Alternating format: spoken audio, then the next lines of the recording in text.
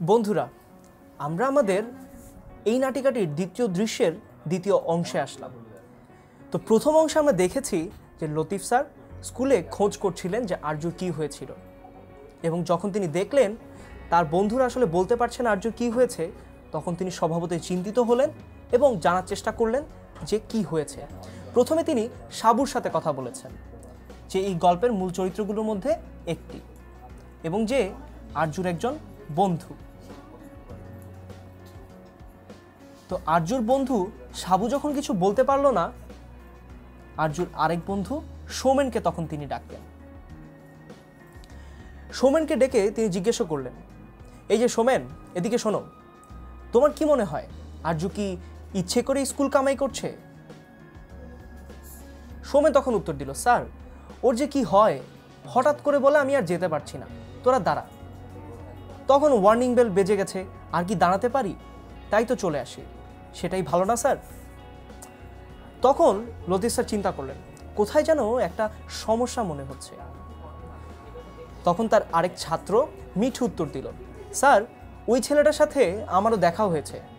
তখন লতিফ স্যার জিজ্ঞেস করলেন কোথায়। তো এই কথোপকথনে আর একটু সামনে যাওয়ার আগে আমরা চলো এই দৃশ্যের এই জায়গাটুকুতে কি কি বলা হয়েছে সেগুলো একবার রিভিউ করি। প্রথমত, যখন লতিফ স্যার সৌমেনকে ডাকলেন, সৌমেনকে তিনি জিজ্ঞেস করলেন আরজু কি ইচ্ছে করে স্কুল কামাই করছে কিনা।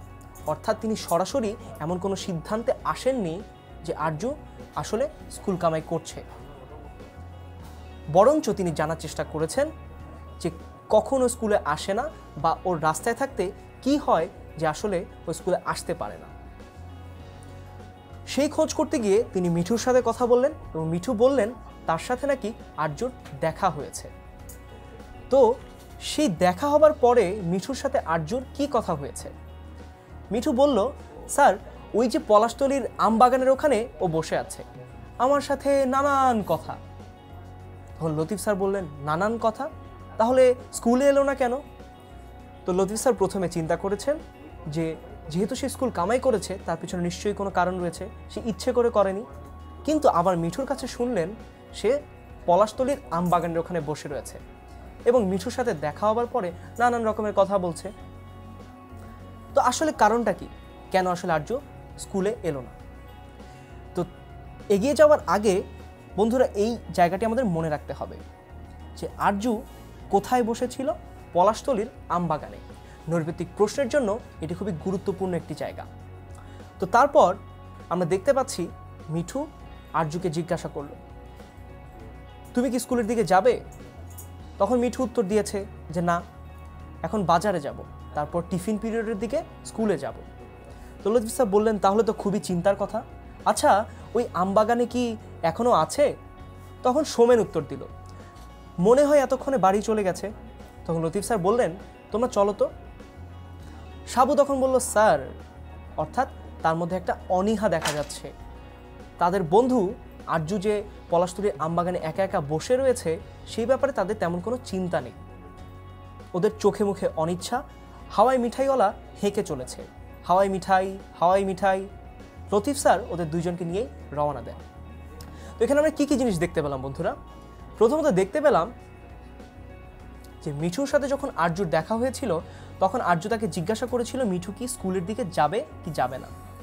যখন দেখলো মিঠু বাজারের দিকে যাবে তখন আরজু বেশ হতাশ হয়ে পড়ল, কারণ মিঠু যদি স্কুলের দিকে যেত তাহলে সে মিঠুর কাছে সাহায্য চেতে পারত। কিন্তু যেহেতু মিঠু স্কুলের দিকে যাচ্ছে না, সেও যাচ্ছে বাজারের দিকে, তাহলে তার এখানে বসে থাকা ছাড়া আর কোনো উপায় নেই।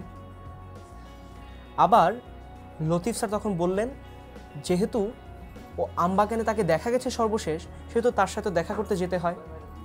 সেখানে আরজুর বন্ধু সাবুর যে প্রতিক্রিয়া, সেই প্রতিক্রিয়া দেখে বোঝা যায় যে সে আসলে কতখানি অনীহা প্রকাশ করছে আরজুর খোঁজ নিতে যাওয়ার ক্ষেত্রে। তো আরজুর সমস্যাটি কিন্তু সাবু জানে না যে আরজু আসলে কেন সেখানে বসে রয়েছে। তো যার কারণে তার মনে হচ্ছে, যেহেতু তার মনে হয়েছে যে আরজু আসলে ইচ্ছে করেই স্কুল কামাই করছে, সেহেতু তার চোখে মুখে একটা অনীহা দেখা গিয়েছে, যেটা আমাদের লেখক এই নাটকে এইখানে আমাদেরকে দেখিয়েছেন। তো এই হচ্ছে গল্পের দ্বিতীয় দৃশ্যের শেষ অংশ, যেখানে আমরা দেখছি যে সাবু সোমেনকে নিয়ে লতিফ স্যার রওনা দিলেন পলাশতলীর আমবাগানের দিকে, যে আরজুর আসলে কি হয়েছে সেটা তারা বের করবে। তো আরজুর আসলে কি হয়েছে সেটা সম্বন্ধে আমরা তৃতীয় দৃশ্যে জানবো, এবং তার পরবর্তীতে সবচেয়ে গুরুত্বপূর্ণ যে জিনিসটি সেটি হচ্ছে যে লতিফ স্যার, সাবু এবং সোমেন তারা কি প্রতিক্রিয়া দিয়েছিল যখন তারা জানতে পেরেছে আরজুর একটা শারীরিক সমস্যা রয়েছে।